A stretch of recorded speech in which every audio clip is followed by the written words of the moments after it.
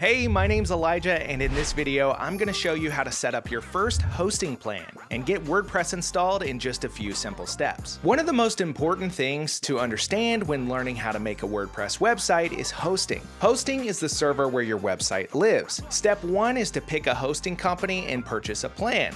Then you can go ahead and get your WordPress site set up on the server they provide. There are a ton of hosting companies out there, but there are some key things you want to watch for when picking a hosting provider. First, we want to find a managed host, specifically something that says managed WordPress hosting. This is a type of hosting that simplifies the whole process and is optimized for hosting WordPress sites. We also want to know what we're getting for our money, specifically resources like RAM and CPU allocation, since this can impact how our sites run. Just like choosing a laptop or home computer, you need to make sure your server is up to the job.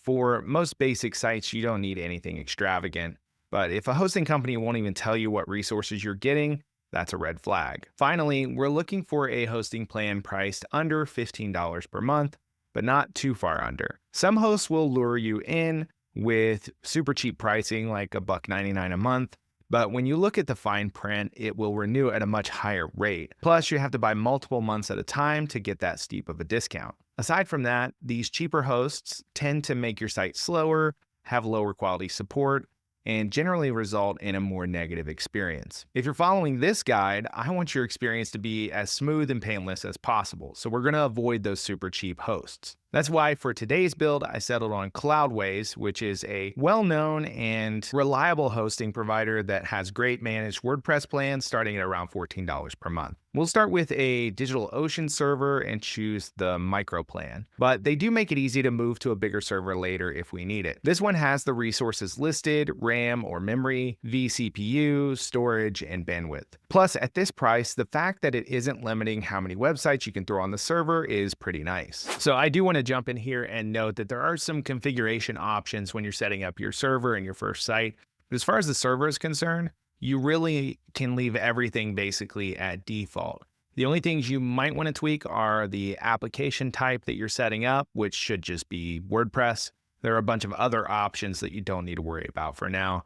And then your server location, which ideally should be close geographically to the visitors that will be visiting the website. So if the site's for like a regional business or something, just pick the server that's closest to the region that business serves. You also want to move the server slider all the way to the left to get that $14 a month plan. This can be changed later, and you can scale it up if your website needs more resources or something like that. But for now, for our first website, we're going to start with the cheapest plan. So now that our setup is done, we can jump into our actual application here, and you'll see my first site. If we click that, we get access to all the configuration stuff that we might need for a website. Most of this you can ignore right now because we're just getting started and we don't need to dig into the nitty-gritty details. Two things you'll want to pay attention to are here you have the actual URL of the application, and if we click that, you'll see this is actually a real working WordPress website already. It's using a temporary domain name, but theoretically we could log into this right now and start building the site. So if you're not sure you want to buy a domain name yet, or you're not sure what domain name you want to choose, just go straight into your site and start editing. I'll show you really quickly how to do that. Here's an admin panel link. Just click that, and it'll take you to the login screen. Go back over here, copy your username, and then paste it in, and then copy your password as well, and then go back to the login screen and paste it in. And once we hit login, we will see our actual WordPress dashboard. Finally, we've landed in WordPress on our new website. And now you know the basics of how to make a WordPress website by purchasing a hosting plan and getting WordPress installed. Again, my name's Elijah, and thank you for watching.